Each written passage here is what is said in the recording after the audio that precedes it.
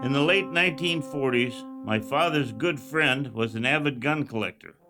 One day, when I was only 5 or 6, I actually got to see Mr. Burbach's collection.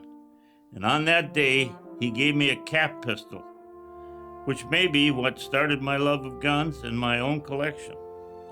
It also gave me an appreciation not only for the elegance of firearms, but also for the exotic and unusual models, like prototypes never produced, or early designs that became firearms institutions, or even guns that never went into production, but that made lasting impact, like this single-shot pistol that could have been the very first .44 Magnum ever made. I'm standing in front of what we call the mother of invention case. Now, the curators refer to it sometimes as the weird and the wonderful, or the answers to questions that nobody asked.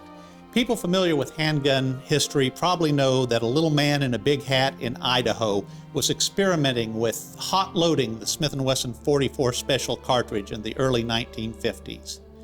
Elmer Keith, a remarkable handgunner, had an exceptional impact on the handgun industry and was instrumental in convincing Smith & Wesson to develop a new revolver to fire a .44 Magnum cartridge, and Remington to produce the cartridge itself that brought handgun power levels to a previously unimagined level, essentially suitable for hunting nearly all big game in North America. At the same time, around the year 1955, two men were working on a single-shot pistol for a firm called Cabot & Webster. Their names, Joel Rose and W.H.B. Smith, and their concept was to make an inexpensive single-shot handgun, one that could be used for not only for casual plinking, but also as an experimentation for hand loaders. They were working with Dr. Steinmetz, the inventor of the powdered metal sintering technique for manufacture, and they started the design for their pistol with a casting of the Smith & Wesson K-frame.